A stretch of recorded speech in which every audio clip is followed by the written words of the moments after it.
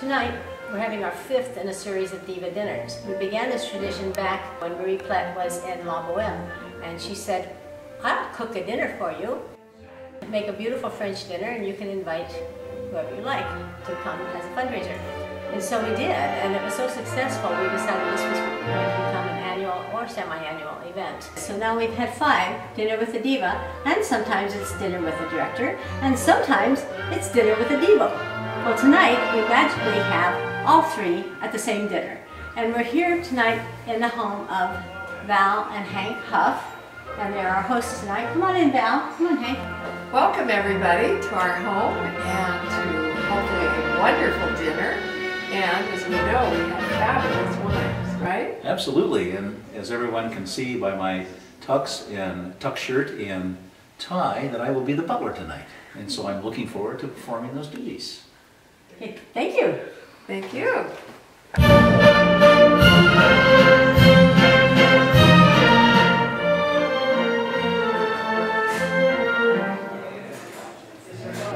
So beautiful. We'll start with a little champagne, and then we're going to have an interview with the director.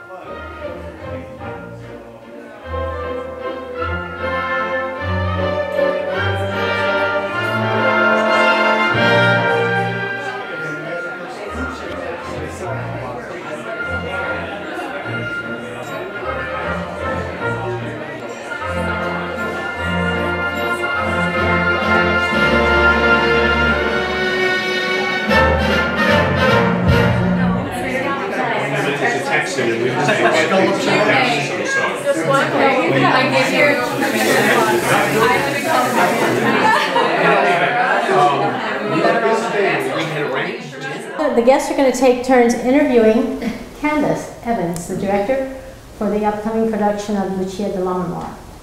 I hope it's not too hard. I don't want to fail my first test. No, actually, yeah. So Candace, it's so nice. Welcome to Livermore. Thank you. We're so happy to have you. The first question is that, how did you know that you wanted to be an opera stage director? I kind of always knew that I wanted to be a stage director. I wasn't clear if it would be opera or if it would be regular straight theater. I had the very good fortune of having an educator in my grade school who was a retired opera singer, and she was my chorus director. And she encouraged me to sing. In fact, she encouraged me to take voice lessons. I was taking ballet at the time, like a lot of little girls do, and I loved theater. And I was that kid that every summer the neighboring children would come to my backyard and say, what shall we do? And I would be Mickey Rooney and say, let's do a show. Only it was in the garage, not the barn. I've often had singers say to me, this is the last time I'm doing this role because it doesn't feel fresh anymore.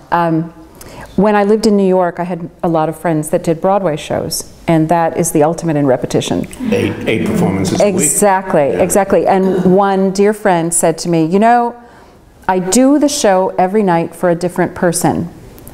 Even though they're not in the audience, I pretend they are.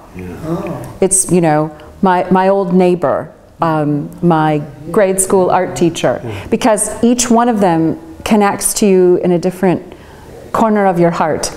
And so that's how she kept it fresh. Oh, it's like musical chairs. I love it. Candace, well, I'd like to continue on that line. Certainly. I noticed on your website that you are a choreographer in addition to being a director.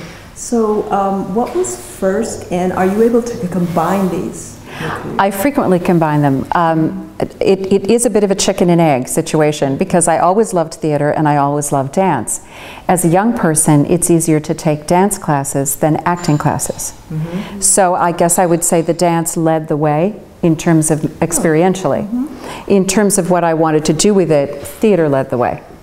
I love to combine the work. It's one of my, I guess I would have to say, pet peeves, in that if you go to an opera and you're going along and the singing is lovely, and all of a sudden, and here's the dance. And then the dancers go away, and it's like a commercial that you've just stopped the flow entirely. And so I felt really passionate about integrating those two things and making it seamless.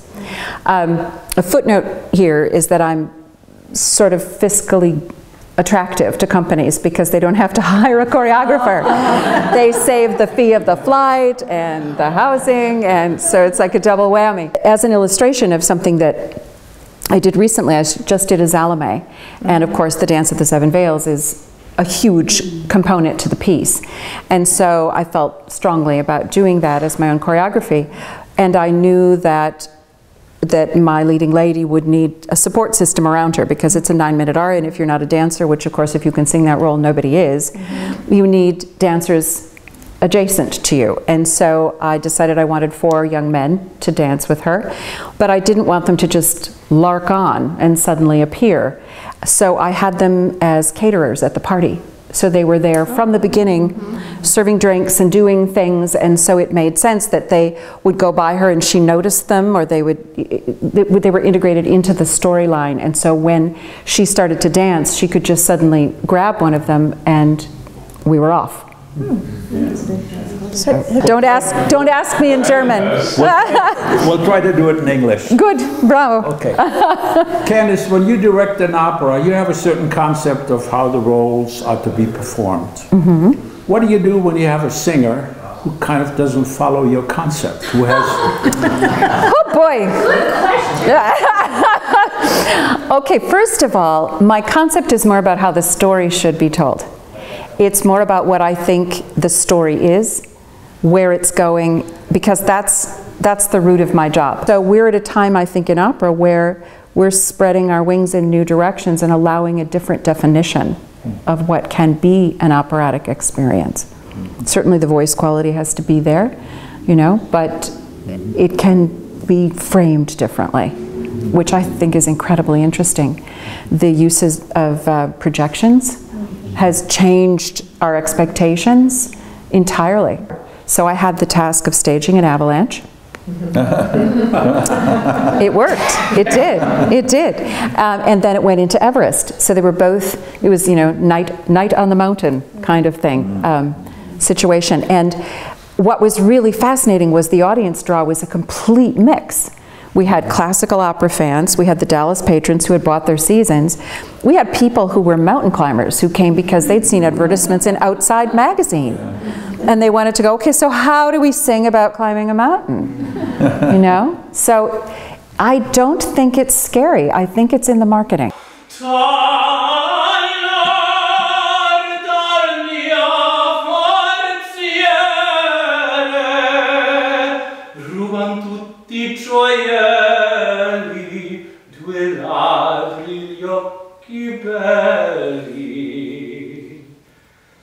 Ventrar con voi purora ed I miei sogni usati e I sogni miei tosto si dileguar.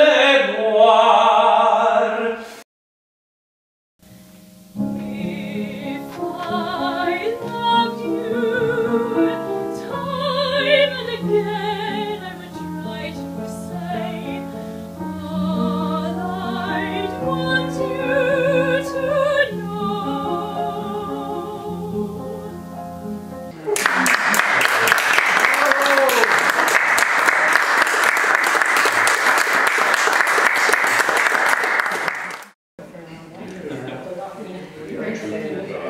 Was your master's in voice? Yeah. Okay, when you talk about a master's degree, give me an idea of the curriculum, what it is you have to do to get a master's degree. For masters, we had to have minimum 2 semesters worth of Italian, German, French, English, if it wasn't your first language as well. And that would come from the language school, you know. But then in addition to that, you had to take diction in all those languages in the music school. Because, you know, when you just learn a language, like, you tend to not really learn how to pronounce things so well necessarily. Some people are better at that, but it seems they focus more on the vocabulary and the grammar.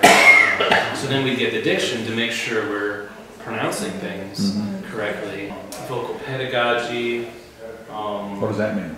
Like basically learning how the voice works physically. Kind of the science behind it, you know. When you get to sit down to dinner with Emma and Chester, you can continue this wonderful conversation, and then you can escape for 6 months of your time. All right, as Norm was just saying, we're decanting the handwritten as we speak.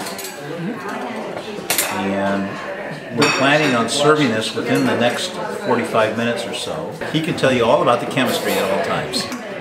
Dinner is served. Fascinating story. I forgot to do that at the beginning.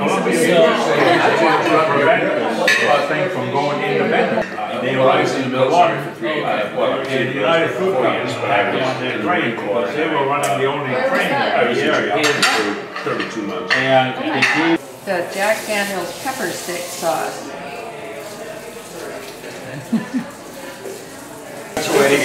We got plenty. Cheers. Our next wine is a 2009 Cabernet from Napa. The winery is called Handwritten out of St. Helena. It's a big wine. Yeah. That's the reason we decanted it. We like big wines. It's a little bit chewy. It's about 15% alcohol. So it's a little bit alcoholic. So drink up, yeah. Has smoke and vanilla, leather and chocolate. Wow. Is this medallion a sommelier medallion? Yes, it is. So when do we get to see it in action? You won't get to see it in action, but it's very interesting. It has lots of little holes in it and a lot of little vents in it. Yeah.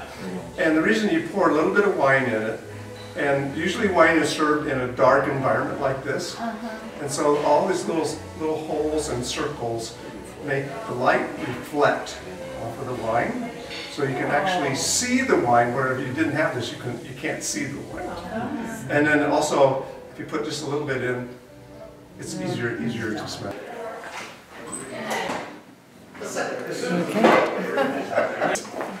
Okay. For 22 years. It's a mirror image. I think Yeah. And that's the Huff Nelson wine label. Yes. Okay, we're done. No. Yeah, that's beautiful. Isn't that beautiful? They're still serving yet. I'll wait till they're...